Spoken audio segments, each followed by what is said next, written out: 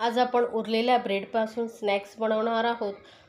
चवीला एकदम अप्रतिम लागतं. काही काही वेळेस काय होतं, ब्रेड उरतो, मग त्याचं काय करायचं समजत नाही. तर एक तर आपण ब्रेड क्रम्स बनवतो किंवा मग इतर काही पॅटीस वगैरे बनवतो. तर असं न करता या अगदी ब्रेड जो आहे एकदम सॉफ्ट करून त्यापासून आपण हे स्नॅक्स बनवणार आहोत. तर ब्रेड एकदम सॉफ्ट जो शिळा ब्रेड आहे तो एकदम सॉफ्ट कसा बनवायचा आणि त्यापासून स्नॅक्स कसं बनवायचं ते पाहणार आहोत. हे स्नॅक्स एकदा नक्की बनवून पहा. चवीला एकदम अप्रतिम लागतं आणि झटपट होतो. मुलांच्या टिफिनमध्येही तुम्ही देऊ शकता. ते घरी पार्टी वगैरे असेल तर थोडा वेगळ्या पद्धतीचा हा स्नॅक्स नक्की करून बघा. साहित्यही खूप कमी लागतं आणि वेळही खूप कमी लागतो. याआधीही माझ्या चॅनलवरती बरेच स्नॅक्सच्या रेसिपी आहेत, त्याही तुम्ही पाहू शकता. तर इथे बघा, मी इथे ब्रेड घेतलेला आहे जो शिळा आहे, कडक झालेला आहे. मग कडक ब्रेडचं काय, आपण ब्रेड क्रम्सच बनवतो. तर ब्रेड क्रम्स न बनवता आपण यापासून स्नॅक्स बनवणार आहोत. हा सॉफ्ट कसा करायचा त्यासाठी एक ट्रिक्स आहे, ती आहे एक आपण घेणार आहोत चाळणी. तर कढईमध्ये मी घेतलेलं आहे पाणी, त्यावरती ही चाळणी ठेवलेली आहे. त्यावरती आपण हे ब्रेड ठेवणार आहोत. तर एकावर एक असे ब्रेडमधून जागा अशी ठेवून आपण हे ब्रेड एकावर एक ठेवणार आहोत. आणि याला आपण फक्त 2 मिनटं वाफ देणार आहोत. एकदम कमी गॅसवरती, लो फ्लेमवरती फक्त 2 मिनटं वाफ द्यायची आहे. तोपर्यंत आपण बटाटा कुस्करून घेऊया. तर इथे मी 2 उकडलेले बटाटे घेतलेले आहेत. ते आपल्याला कुस्करून घ्यायचे आहेत. किसूनही घेऊ शकता किंवा कुस्करूनही घेऊ शकता, पण यामध्ये गुठळ्या राहिल्या नाही पाहिजेत. तर मी हा फोकने असं कुस्करून घेते. फोकने कसं व्यवस्थित स्मॅश होतो, त्यामुळे मी फोकने किंवा हाताने तुम्ही कुस्करून घेऊ शकता. तर बघा, बटाटा हे जे आहे छान असे स्मॅश झालेले आहेत. मस्त असे एकजीव आपण करून घेतलेले आहेत बटाटे. आणि कमी साहित्यात स्नॅक्स हे तयार होत असल्यामुळे तुम्ही झटपट बनवू शकता. अगदी बाहेरून काहीही आणण्याची गरज नाही आहे. तर बघा, मस्त असं एकजीव आपला बटाटा झालेला आहे. तर आता आपण ब्रेड चेक करूया. जो आपण वाफत ठेवला होता तर बटाटा ठेवूया साईडला. आणि इथे बघा, ब्रेड आपला मस्त सॉफ्ट झालेला आहे. वाफ येत आहेत, एकदम सॉफ्ट झालेला आहे. तर गॅस बंद करते आणि आपण पुढचे स्टफिंग बनवायला घेऊया. तर जे बटाटे आपण उकडून ठेवले होते त्यामध्ये एक छोटासा कांदा मी घेतलेला आहे. साधारण 2 चमचे एवढा कांदा कापून घ्यायचा आहे.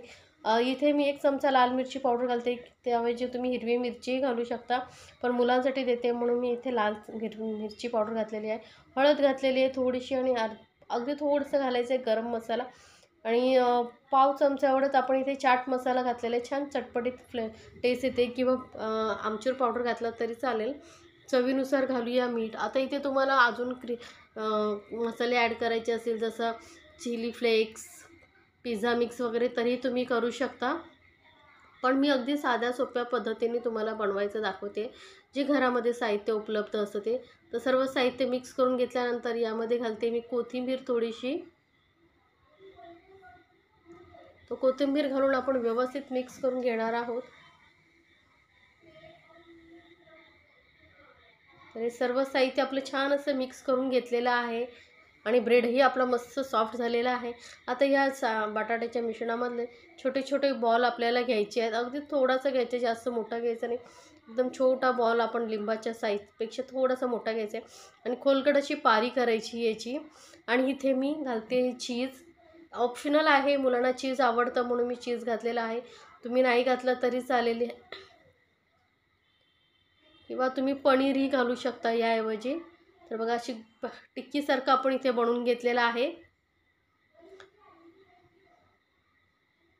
अगदी सोपं आहे. गोल पारी करायची आणि मध्ये चीज ठेवायचं. मुलांना चीज खूप आवडतं, त्यामुळे मी अगदी छोटी छोटीशी क्यूब घालते आहे आणि गोल करून त्याला चपटा आकार द्यायचा आहे. तर बघा, या पद्धतीने मी सर्व पॅटीस जे आहे ते बनवून घेते. तर आपले बटाट्याचे पॅटीस बनून झालेले आहे. आता आपण एक एक ब्रेड काढून घ्यायचं. तोपर्यंत ब्रेड आपण चाळणीमध्येच ठेवायचं आहे वाफत, आणि ब्रेड पूर्ण असं लाटणीने चांगला लाटून घ्यायचं आणि थोडं लांबट असं करायचं, पातळ करायचं. म्हणजे सॉफ्ट आहे ब्रेड, त्यामुळे छान असा लाटलाही जातो. मोठा झाल्यामुळे काय होतं, असं पातळ केल्यामुळे आपल्याला स्नॅक्स बनवायला सोपं पडतं. आता आपण जे पॅटीस बनवून घेतलं होतं ते ठेवायचं आहे मध्यभागी, आणि किनाऱ्याने थोडंसं पाणी लावून घ्यायचं आहे. म्हणजे छान असं चिकटलं जाईल. इतर काही पेस्ट वगैरे लावायची गरज नाही. अगदी थोडंसं पाणी लावायचं आणि या पद्धतीने एकावर एक ठेवून असं चिटकवून घ्यायचं आहे आपल्याला. तर बघा शेप दिसायलाही खूप सुंदर दिसतो आणि अप्रतिम दिसतो. पार्टीमध्ये असं स्नॅक्स काय वेगळ्या पद्धतीचं बनवायचं आहे तर हे तुम्ही बनवू शकता. तर असंच मी अजून एक तुम्हाला दाखवते. अगदी लाटण्याने व्यवस्थित पातळ होईपर्यंत लाटून घ्यायचे आणि साईडच्या कडा वगैरे काढायची काहीही गरज नाही आहे, त्यामुळे लूक छान येतो. तर बघा मस्त असा ब्रेड आपला, ब्रेडची साईज बघा थोडी मोठी झालेली आहे, अशीच आपल्याला मोठी आणि पातळ आपल्याला हा ब्रेड करून घ्यायचा आहे. आता इथे तुम्हाला समजा ब्रेडला मध्ये सॉस वगैरे लावायचा आहे तरीही तुम्ही लावू शकता. पाणी लावून घ्यायचं आहे साईडने आणि पॅटीस ठेवून फक्त हलकासा आपल्याला जॉईन करत जायचं आहे, जास्त प्रेस करायचं नाही आहे. ते बटाट्याचा ओलसरपणाने हे छान चिकटलेही जातात आणि थोडंसं पाणीही लावलं आहे आपण. तर या पद्धतीने जे हे मी सर्व स्नॅक्स बनवून घेते. आता काय करायचं आहे, पॅन वगैरे घ्यायचं आहे आणि त्याला थोडंसं आपण बटर लावायचं आहे. बटर किंवा तेल तुम्हाला जे आवडतं ते लावू शकता. अगदी थोडंसं बटर मी पूर्ण पॅनला लावून घेते.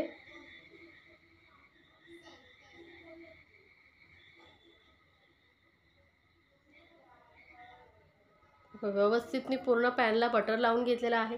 आता आपण जे स्नॅक्स बनवलं होतं ते आपण इथे फक्त मस्त असं शेकून घेणार. त्यासाठी काय करायचं आहे, ही जी जॉईन केलेली बाजू आहे ती खालच्या साईडला ठेवायची म्हणजे चिकटलं जाईल व्यवस्थित. तर या पद्धतीने असं तुम्हाला हे ब्रेड आहे जो शेकून घ्यायचा आहे. फक्त एकदम कमी गॅसवरती थोडंसं कलर येईपर्यंत शेकून घ्यायचं. वरच्या साईडने मी थोडंसं बटर लावते. मी दाखवलेल्या रेसिपी जर तुम्हाला आवडत असतील तर चॅनलला लाईक्स, कमेंट्स आणि सबस्क्राईब करायला विसरू नका. सोबतच बेल आयकॉनवरती क्लिक करा म्हणजे माझ्या नवीन रेसिपीची नोटिफिकेशन लगेचच तुमच्यापर्यंत पोहोचेल. तर बघा आता चेक करूया आपण. तर बघा मस्त असं आपलं स्नॅक्स छान असा कलरही आलेला आहे. तर दोन्ही साईडने आपण मस्त असं शेकून घेणार आहोत. बघा दोन्ही साईडने छान असा कलर आलेला आहे. इतपतच आपल्याला हे शेकून घ्यायचे आहेत. तर आपलं स्नॅक्स झालेलं आहे तयार. तर कमीत कमी तेलामधलं हे स्नॅक्स तुम्हाला कसं वाटलं तर मला कमेंट्समध्ये जरूर सांगा. आणि जर रेसिपी आवडली तर चॅनलला लाईक्स, कमेंट्स आणि सबस्क्राईब करायला विसरू नका. सोबतच तुमच्या फ्रेंड सर्कलमध्येही जरूर शेअर करा म्हणजे त्यांनाही रेसिपीचा आनंद घेता येईल. गरमागरम सॉसबरोबर किंवा कुठल्याही चटणीबरोबर तुम्ही हे खाऊ शकता. चवीला अप्रतिम लागतं. तर झटपट बनवा आणि मला कमेंट्समध्ये जरूर सांगा तुम्हाला रेसिपी कशी वाटली आणि तुम्ही कुठून ही रेसिपी पाहताय, कुठल्या देशातून, कुठल्या राज्यातून तेही मला कमेंट्समध्ये जरूर सांगा.